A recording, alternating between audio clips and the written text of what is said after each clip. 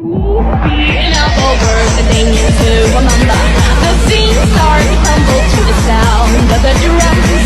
Oh boy, there ain't no need to fight a silent ring. It ain't no big thing, just show her a little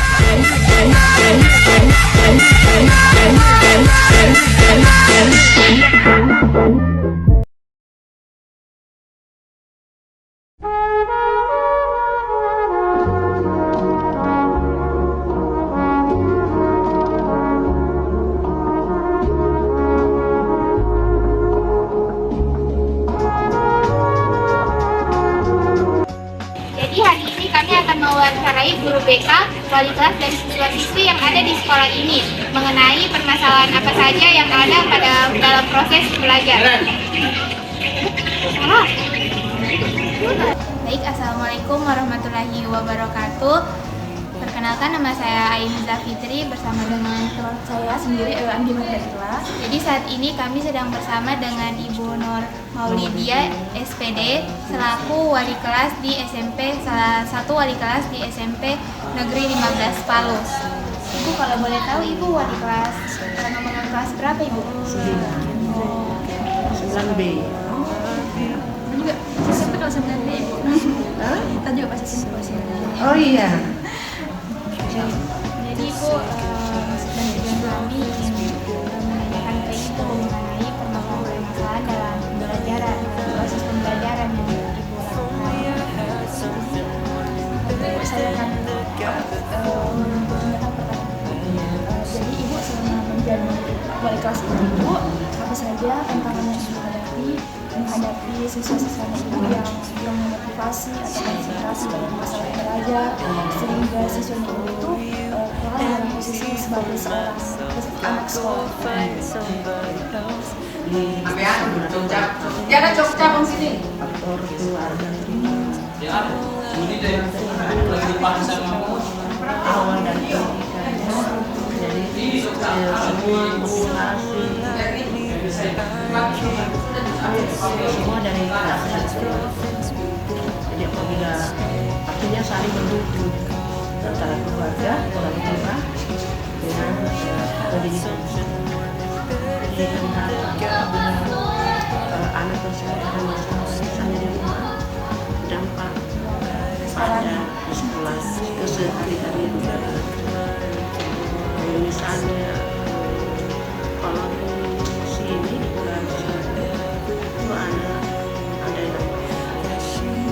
ada faktor juga masalah dana, ya, ekonomi. Tapi yang paling sangat berpengaruh adalah dari faktor keluarga. Seperti itu. Jadi itulah salah satu faktor keluarga. Kemudian juga ada, tapi tidak semua. Ada juga orang tua kadang mungkin banyak persoalan dalam keluarga, akan tetapi anak tersebut lebih termotivasi. Mereka tidak mau, dia tidak mau seperti dia tidak mau seperti itu, mengikut-ikut. Misalnya tentunya dari guru-guru, terutama wali kelas, saya selalu bahwa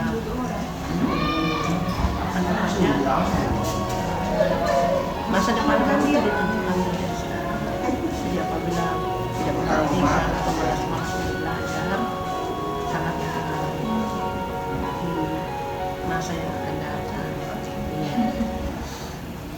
Ibu, kalau di sekolah ini atau dalam proses pembelajaran, apakah kayak ada masih banyak siswa yang permasalahan bolos begitu Ibu di sini?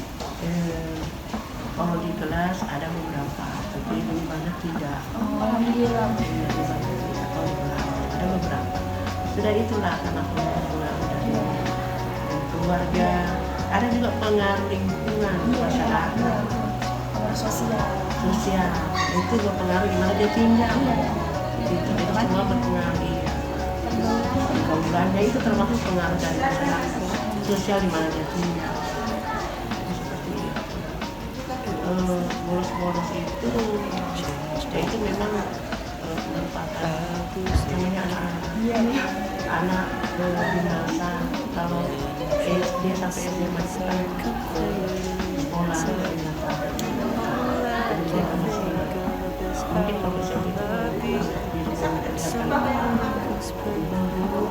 itu kami sebagai kelas tidak lagi televisi kasih lagu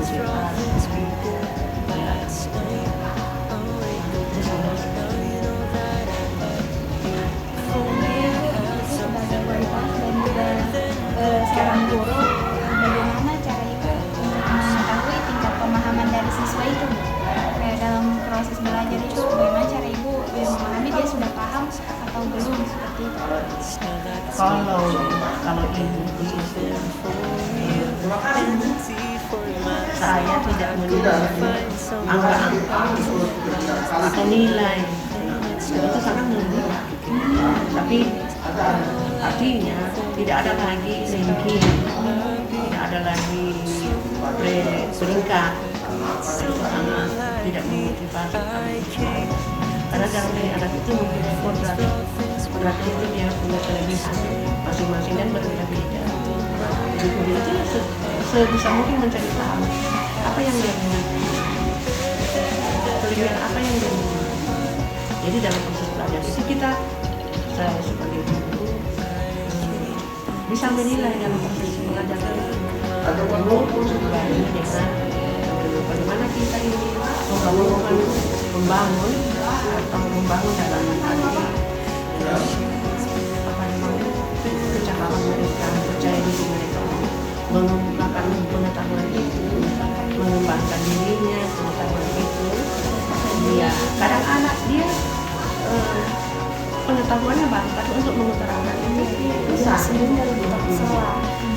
Jadi ibu hari ini belajar juga dari ibu masih SMP, masih sekolah. Jadi mungkin apa yang dulu ada ke ibu, efeknya ke ibu, dan itu kita mengikutinya. Nanti kalau saya mengajar, mungkin suatu saat ibu menugaskan siswa ibu untuk apa yang sudah diberikan, tugas yang diberikan, materi, mungkin di masa yang akan datang itu akan terbentuk, dia akan memimpin sesuatu organisasi, dia bisa menggunakan dari situ, ya dia bisa menggunakan pendapat, misalnya memimpin sesuatu, itu sudah terjadi memang. Maksudnya, dan sekarang ini murid ini sebenarnya memfasilitasi karena semakin hari ini zaman berubah, jadi guru itu harus belajar juga bagaimana belajar sesuai zaman. Anak-anak sekarang tidak nanti dari guru materinya, dari buku, dari internet.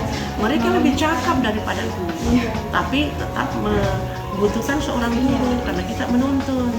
Karena ilmu pengetahuan itu bukan cuma kecakapan intelijennya, tapi sikapnya, semua itu percaya dirinya, bagaimana dia mengutarakan pengetahuan itu. Jadi kalau ibu tidak mengukur dari nilai semester, tadi udah lebih ke proses dia sedang belajar. Dan proses yang lebih penting. Ibu, terima kasih saja yang kami Sama-sama. memberikan penjelasan yang cukup baik kepada kita dan mudah mengerti sekali. Iya, alhamdulillah. Terima kasih juga sudah meluangkan waktunya Ibu. Terima kasih, sama-sama. Oke, baik Ibu. Assalamualaikum warahmatullahi wabarakatuh. Ibu Ibu perkenalkan sebelumnya, nama saya Alia Magufira dan ini rekan saya Fazira.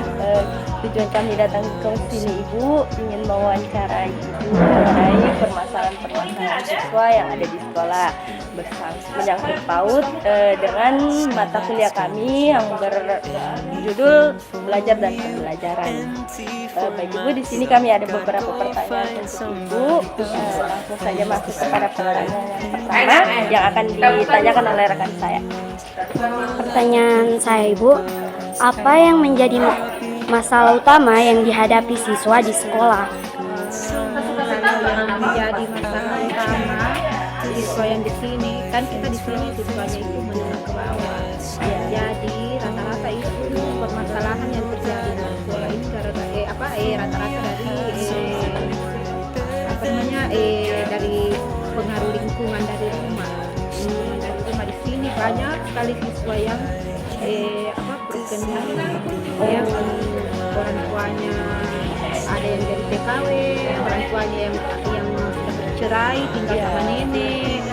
Jadi otomatis biasanya sampai di sekolah itu mungkin karena di rumah tidak mendapatkan perhatian perhatiannya dari orang tua kandung jadi sampai di sekolah biasa mungkin di sekolah dia lampiaskan dia punya pas kita rata-rata memang siswa yang bermasalah masuk di ruang BP itu pas kita telusuri memang Keluarga.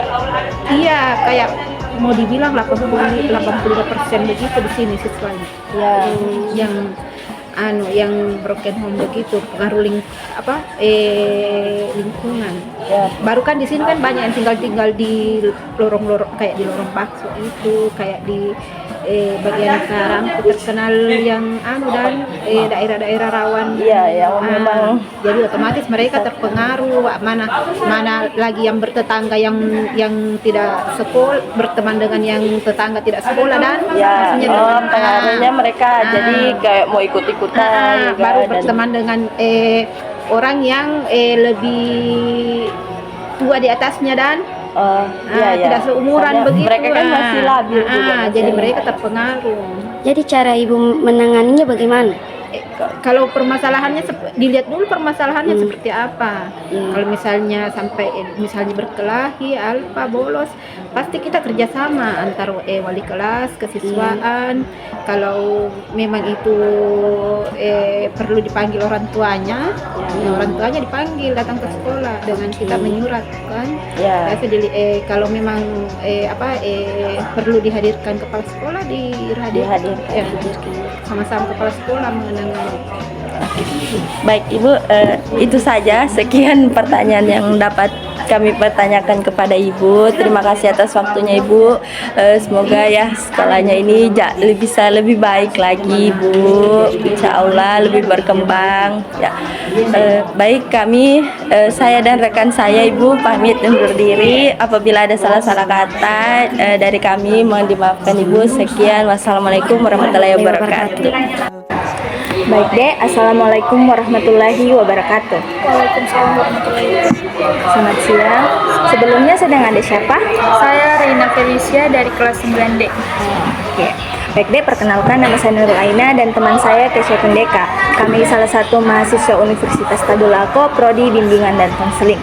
Maksud dan tujuan kami di sini ingin menanyai Adep tentang permasalahan pada saat proses pembelajaran. Baik, pertanyaannya akan disampaikan oleh teman saya. Baik, pertanyaannya, apa yang menjadi hambatan terbesar Ade pada saat proses pembelajaran atau pada saat mempelajari suatu materi? Menurut saya yang menjadi hambatan dalam proses pembelajaran seperti gurunya menjelaskan seperti berceramah yang itu membuat saya dan temanku merasa bosan. Terima kasih Dek atas pertanyaannya dan waktunya. Rahim, jadi Dek bisa perkenalkan nama dan kelasnya dulu. Saya Putri Prananda dari kelas 9. Jadi baik Dek, perkenalkan saya Muhammad Arfarman dan rekan saya Yuda Fabian Kirana. Kami berdua dari Universitas Tadulako, program studi bimbingan dan konseling. Jadi maksud dan tujuan kami kemari ingin menanyakan Ade mengenai permasalahan-permasalahan dalam proses pembelajaran. Adapun pertanyaannya akan disampaikan oleh rekan saya. Oke, baik. Jadi kira-kira apa yang menjadi hambatan atau menjadi hambatan dari diri adik sendiri ketika menerima pembelajaran di dalam kelas dan di mata pelajaran yang mana? Hambatan saya dalam proses pembelajaran mungkin karena gurunya menjelaskan terlalu cepat dan membuat saya tidak mengerti apa yang dijelaskan. Assalamualaikum warahmatullahi wabarakatuh. Waalaikumsalam warahmatullahi wabarakatuh. Dengan adik siapa? Rehan. Raihan. Oke, perkenalkan nama saya Amanda dan dengan rekan saya Citra Arman. Kami mahasiswa Universitas Tadulako, Prodi Bimbingan dan Konseling. Maksud dan tujuan kami di sini yaitu ingin bertanya kepada adik tentang proses belajar dan pembelajaran. Dan pertanyaannya akan diberikan kepada rekan saya. Baik, saya mungkin bertanya sedikit dengan Ade. Menurut Ade sendiri, apa kendala terbesar yang Ade alami dalam proses pembelajaran di dalam kelas? Bosan. Maksudnya bosan Karena guru terlalu lama menjelaskan materi dan kepanasan. Oh, berarti di kelasnya Ade belum ada kipas atau fasilitas apa gitu? Rusak. Mana lebih Ade pilih? Belajar langsung atau kayak praktek begitu supaya tidak bosan dan Praktek supaya tidak bosan. oke. Baik, terima kasih Ade. Iya.